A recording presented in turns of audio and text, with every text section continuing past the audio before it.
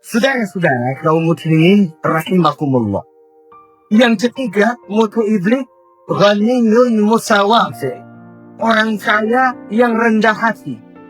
Orang kaya yang tidak sombong. Kaya apa saja. Baik kaya oleh karena ilmu. Orang yang kaya karena ilmu disebut orang alim.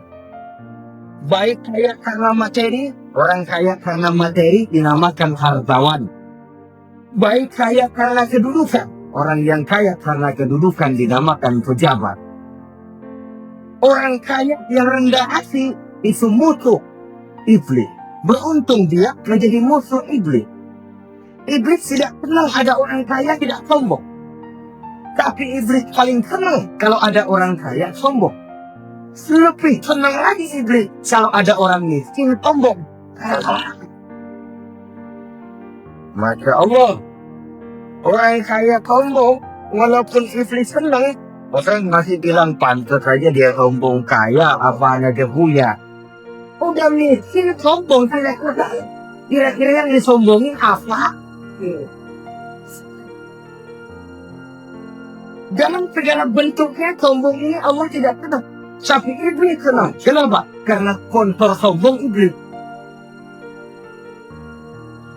Kan yang pertama kali sombong iblis loh. Ketika disuruh sujud kepada Nabi Adam, dia nggak mau. Ini kesombongan pertama yang terjadi dalam sejarah.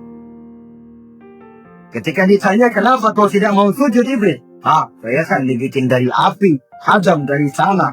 I am the best. Saya lebih hebat daripada iblis, daripada Adam. Adam baru kemarin dibikin, saya sudah lama. Kata Allah, kamu sombong iblis, ini surga bukan tempat orang sombong. Keluar! Terusir dia dari surga. Jadi, kesombongan bersama adalah kesombongan yang dilakukan oleh iblis. Dan dia tanamkan itu kepada kita supaya jadi orang sombong. Karena itu sombong ilmu Allah nggak senang, tapi iblis senang. Mentang-mentang ada ilmunya. Satu-satunya ustadz itu ya. Semua mesti ngaji sama gue. Kalau nggak ngaji sama gue, Islamnya kurang tapi benar. Sombong karena ilmu. Sombong karena pangkat. Mentang-mentang pakai bintang di pundak, jalan pundak duluan. Yang wajar saja hidup ini. Sombong harta pun begitu. Kaum muslimin rahimakumullah. Orang kaya yang rendah hati dimusuhi oleh iblis. Tapi dicintai Allah, dicintai Rasul, dicintai malaikat. Caranya bagaimana? Kembali kepada satu kesadaran. Bahwa pada saat terlahir ke alam dunia ini, tidak ada yang pernah kita bawa. Kalau sekarang kita punya rumah, punya kebun, punya kendaraan, punya pabrik, punya segala macam benda, apa itu? Sifat. Pada suatu saat akan diambil kembali oleh yang menisipnya. Kalau titipan itu pandai kita jaga, pandai kita syukuri, titipan akan makin banyak. Sama juga kita dalam kehidupan. Karena orang yang bisa kita percaya. Saya mau pergi ke luar negeri, rumah saya titip kepada tetangga. Saya pulang dari luar negeri, isi rumah tetap tidak berkurang, malah dibersihi, malah disapu, dihilangkan kotorannya. Tentu bukan main syukur saya, bilang saya akan bertambah kepercayaan saya untuk menitipkan apa saja. Ini makna la in sakartum la azidannakum wa la in kafartum inna azabi lasyadid. Kalau kamu pandai bersyukur, aku tambah nikmat. Tapi kalau kamu ingkar, azabku teramat pedih. Artinya apa? Nikmat bisa berubah menjadi azab kalau kita tidak pandai mensyukurinya. Ma'asyiral muslimin rahimakumullah. Orang yang kaya ilmu lalu rendah hati, tidak selalu ingin menonjolkan diri. Kadang-kadang yang sanggung ini yang bikin bahaya. Alim benar enggak, geblek benar juga enggak. Yang sedikit-sedikit mau nonjolin diri. Kalau nggak jadi imam nggak mau ke masjid. Nggak jadi imam nggak mau ke musola. Pokoknya kalau nggak jadi imam makan nggak mau musola. Macam mana? Saudara-saudara kaum muslim, tanda hati. Dia selalu ingin menonjolkan, sama orang yang selalu ingin menonjolkan dirinya, biasanya orang yang kekurangan kepercayaan kepada kemampuan dirinya sendiri. Dia selalu ingin dinomorkatukan. Dia selalu ingin ditempatkan pada ranking teratas. Dia tidak percaya diri. Orang yang percaya diri dapat berkisah wajar dalam kehidupan. Begitu juga kaya karena harta, dengan menyadari bahwa harta bagaimanapun banyaknya titipan dari Allah, pada suatu saat akan kembali. Dia harus dimanfaatkan sesuai dengan kehendak yang memilikinya. Begitu juga kaya oleh karena pangkat, kedudukan, dan jabatan. Pada suatu saat jabatan itu akan hilang dari diri kita. Karenanya sering saya jelaskan bahwa pangkat di dunia ini yang paling tinggi pensiun. Titel yang paling akhir almarhum. Saudara setuju atau tidak, titel itu akan saudara dapat. Bagaimanapun kita cinta kepada pangkat, kedudukan, engkau pada akhirnya satu saat akan sampai kepada posisi yang namanya pensiun. Kalau saja sisa kepada pemikiran ke arah sana, maka untuk mencapai kekayaan, baik kekayaan harta, kekayaan kedudukan, tidak lalu menghalalkan segala cara untuk mencapai tujuan, tapi dibatasi oleh norma dan kaedah yang harus dia taati, baik kaedah agama maupun kaedah bernegara. Inilah orang ketiga yang menjadi musuhnya iblis, orang kaya yang rendah hati, orang kaya yang tidak sombong. Yang keempat, saudara-saudara, Zahirun Qadid, pedagang, pengusaha yang jujur. Iblis kucuk betul, benci bukan main sama pengusaha, sama pedagang yang jujur, yang tidak mengurangi timbangan, tidak nipu pembeli, tidak barang yang jelek dibilang bagus, atau yang bagus di atas, yang jelek di bawah, atau dicampur yang baik dengan yang jelek supaya kelihatan semuanya jadi baik. Semua orang ingin untung, tidak ada kecuali siapapun orangnya, dan itu wajar. Setiap manusia ingin mendapat keuntungan, kalau perlu dengan modal minimal mencapai keuntungan maksimal, seperti yang diajarkan oleh teori ekonomi. Itu kan yang namanya produktif, kan? Satu usaha dinamakan produktif, bagaimana kita mengeluarkan modal minimal bisa mencapai keuntungan maksimal. Silakan.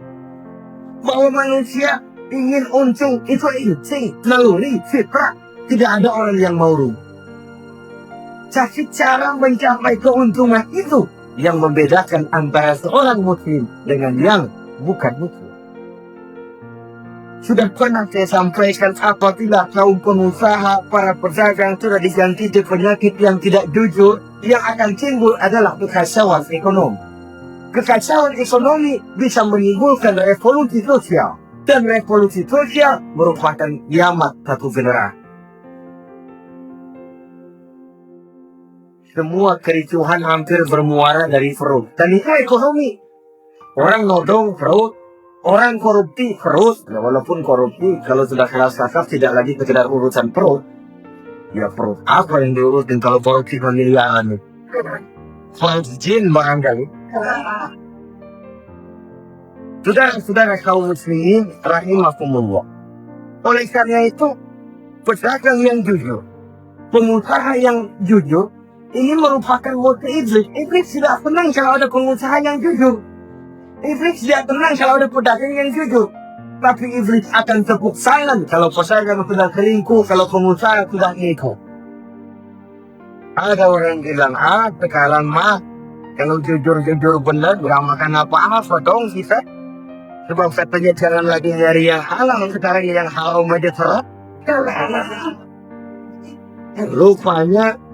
Rupanya sering macam undian nggak pernah kena. Lalu bilang jangan yang halal, yang haram aja nggak kena. Sebenarnya bukan itu masalahnya, saudara-saudara. Bukan itu masalahnya. Masalahnya ialah bahwa kejujuran membawa keberkahan. Ini kalau kita berpikir dengan kacamata agama. Keberkahan merupakan sumber ketenangan. Dan ketenangan ini tidak bisa dibeli dengan materi yang bagaimanapun banyak. Walaupun kita punya banyak akan duit, ketenangan itu nggak bisa dibeli. Jangan kan cuma punya duit, banyak akan duit saudara punya, mau membeli ketenangan yang berasal dari keberkahan, sulit. Jadi kejujuran membawa keberkahan, keberkahan membawa ketenangan. Jangan macam dulu tukang sol sepatu.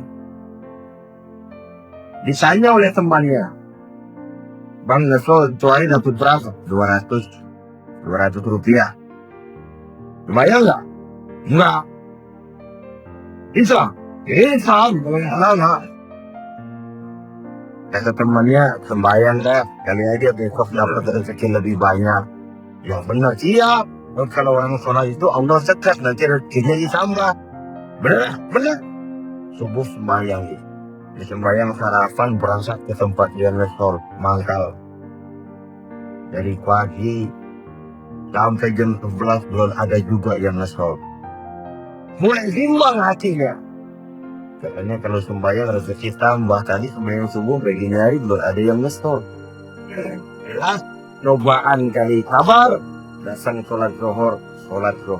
Habis zuhur nunggu lagi, belum juga ada yang datang ngesol.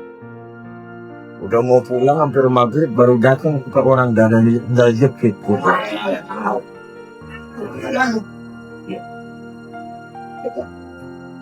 Sudah bayar 25 rupiah, pulang dia di tukang sol. Saya ketemu sama temannya yang nyuruh sholat tadi. Ditanya, bagaimana penghasilan ini hari?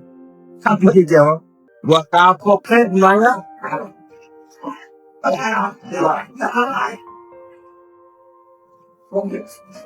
Kemarin nggak sembahyang dapat 200, sekarang begitu sembahyang jigo.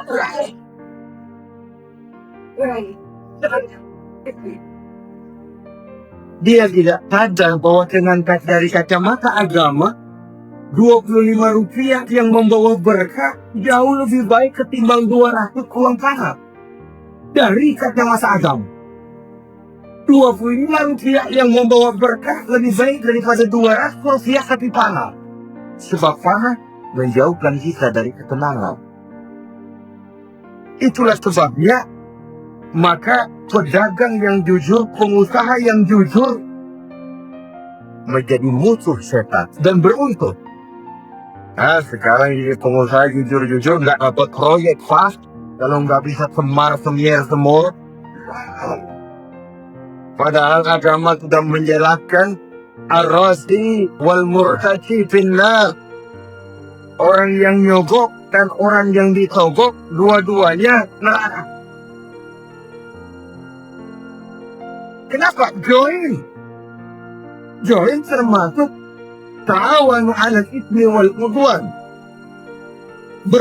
Bertolong-tolongan dalam berbuat dosa dan kesalahan. Kalau hadiah, lain hadiah. Kalau sedekah, lain sedekah. Tapi yang namanya kemir, suwa, ar-rasi wal murtasi finnar. Saudara kaum muslimin rahimakumullah. Jadi pedagang yang jujur, pengusaha yang jujur merupakan salah satu roda perekonomian. Kegoncangan ekonomi akan menimbulkan dampak sosial yang sangat luas dan kompleks. Yang pada giliran puncaknya, dampak paling negatifnya, dia sanggup menggerakkan terjadinya revolusi sosial. Bukankah sebagian besar gerak hidup manusia dimotivasi oleh keinginan untuk mempertahankan kelangsungan hidup? Dan kelangsungan hidup artinya mulut. Mulut itu artinya perut, dan itu artinya makan. Setelah itu mungkin baru pangan, baru tanda, baru dia berpikir pakaian dan sebagainya. Jadi karena dia merupakan penggerak roda ekonomi, pedagang yang jujur, pengusaha yang jujur mutlak diperlukan dalam kehidupan ini. Sebab sekali lagi, kejujuran akan membawa keberkahan, keberkahan memberikan ketenangan dalam kehidupan.